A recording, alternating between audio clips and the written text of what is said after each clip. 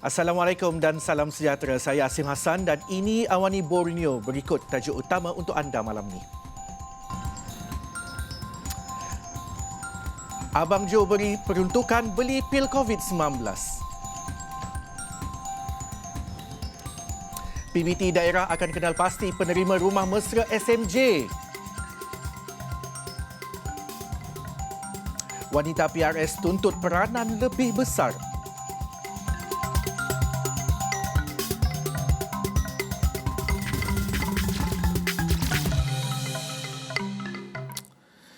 Baiklah, Premier Sarawak Tan Sri Abang Johari Tun Oping telah meluluskan peruntukan khas kepada Jawatankuasa Pengurusan Bencana Negeri JPBN Sarawak bagi proses pembelian pil COVID-19.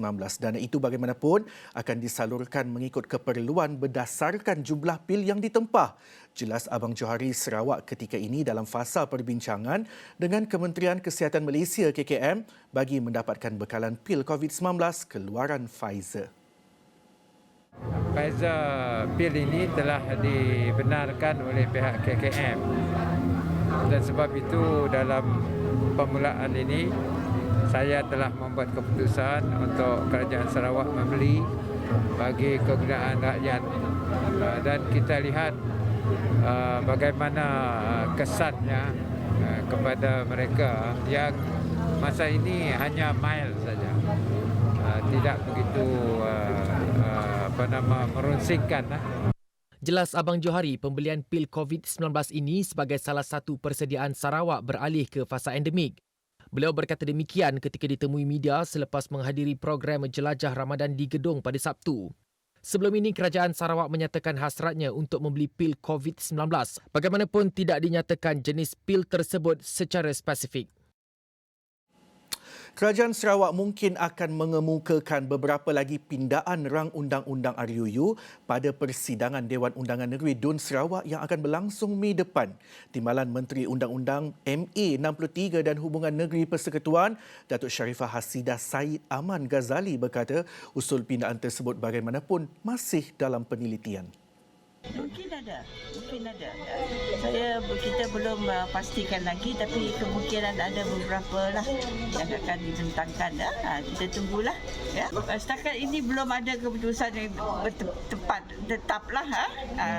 Tetapi mungkin ada, selalunya adalah untuk kita cuba lihat memperbaiki undang-undang kita, apa yang undang-undang yang harus kita perbaharui, kita akan buatlah. Beliau berkata demikian ketika ditemui media pada program Cahaya Prihatin Aidilfitri Seberkas 2022 pada Sabtu. Persidangan Dun Sarawak ke-19 bagi mesyuarat kedua penggal pertama akan diadakan selama 10 hari bermula 17 hingga 26 Mei ini. Antara RUU yang dijangka dibentangkan adalah RUU Anti Lompat Parti. Pemilihan penerima rumah mesra SMJ bernilai RM70,000 akan dikenal pasti oleh pihak berkuasa tempatan PBT di setiap daerah. Malah tegas Ketua Menteri Sabah Datuk Seri Haji Nur, keutamaan akan diberikan kepada golongan B40 dan kurang berkemampuan. Katanya pembinaan 1,500 unit itu akan menggunakan wang geran khas Kerajaan Pusat bernilai RM125.6 juta. Jadi apabila kita agihkan nanti, kita minta kepada Presiden Majlis Perbendaharaan, Mayor dan juga pegawai-pegawai daerah untuk memilih mereka yang betul-betul layak menerima bantuan ini. Kerana kita mahu membantu mereka yang susah, yang mungkin tidak mempunyai rumah ataupun yang mempunyai rumah tetapi dalam keadaan yang daif. Jadi inilah tujuannya, supaya mereka juga dapat merasai nikmat bantuan daripada kerajaan. Terdahulu, beliau menyampaikan bantuan Ramadan dan Aidilfitri 2022 kepada anak-anak yatim, orang kurang upaya OKU, mualaf miskin dan para imam di Kampung Serusup, Tuaran. Haji Ji menambah, pembinaan rumah mesra SMJ dilihat mampu memberi manfaat dan keselesaan kepada golongan sasar. Rabu lalu, Haji memaklumkan geran khas RM125.6 juta diterima daripada kerajaan pusat akan disalurkan untuk membina 1,500 unit rumah mesra SMJ. Lebihan dana pula akan digunakan untuk membaiki jalan raya, jambatan gantung dan infrastruktur lain. Parti Warisan-Warisan menggesa supaya bantuan RM8.2 juta untuk mangsa kebakaran di kampung bangau-bangau daerah itu pada tahun 2015 segera disalurkan.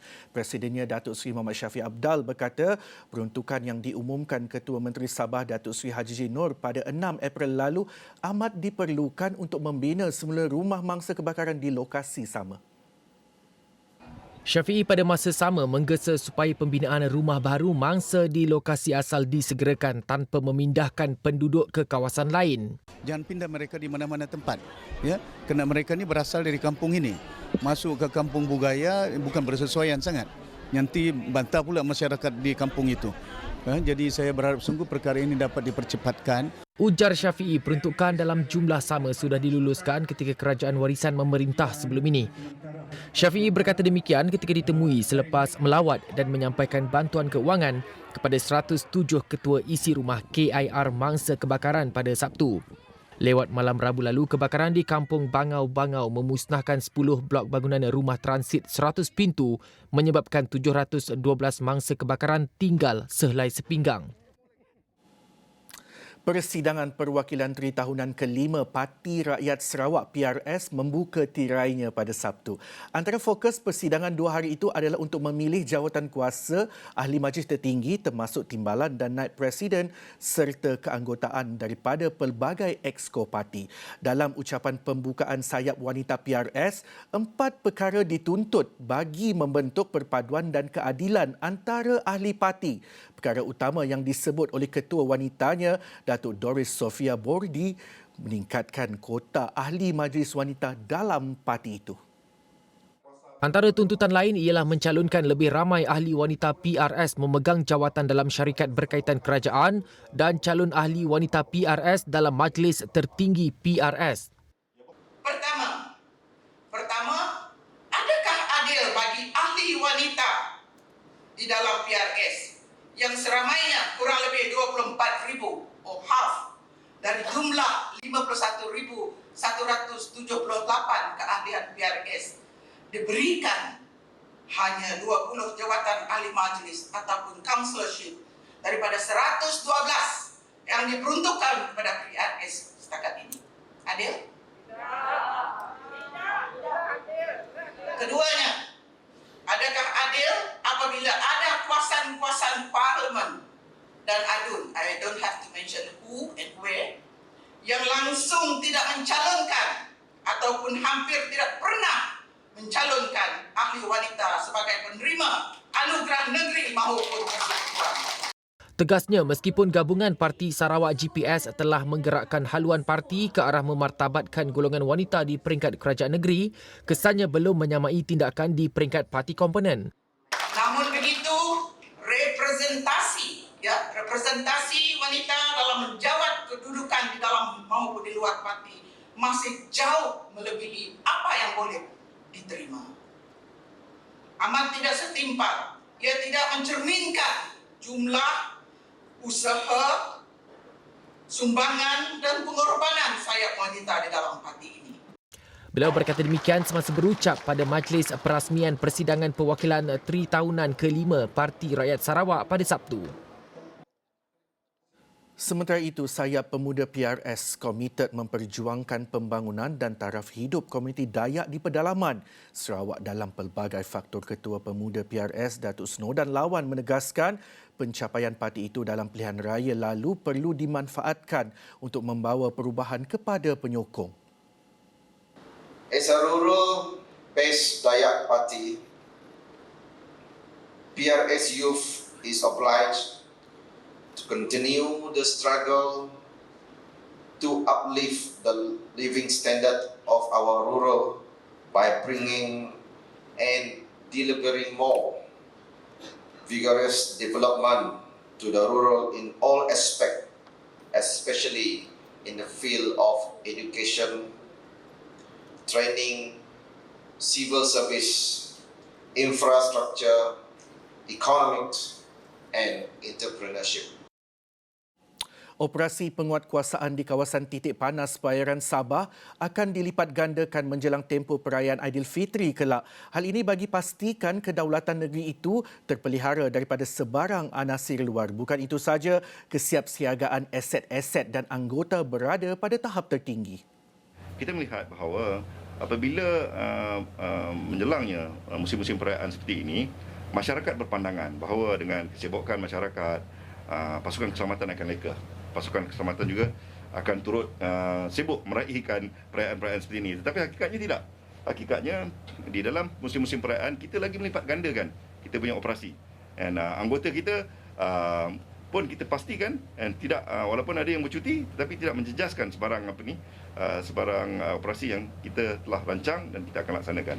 Muhammad Rosli berkata demikian kepada pemberita dalam sidang media selepas program penggambaran aktiviti KM Arau di bulan Ramadan di perairan Kota Kinabalu. Dalam pada itu, menjelang musim perayaan, pergerakan keluar masuk di antara negara jiran dijangka bertambah hingga membuka ruang kepada aktiviti jenayah. Kalau kata dia bekerja di sini, dia mungkin nak keluar balik merayakan di sana. Kalau dia berada di sana dan ada keluarga-keluarga sini, dia mungkin akan cuba nak balik ke sini. Ini memberikan ruang kepada pelaku-pelaku jenayah untuk turut sama mengambil kesempatan ini. Jadi dalam tempoh 2016 hingga sekarang kita dapat mengekang dengan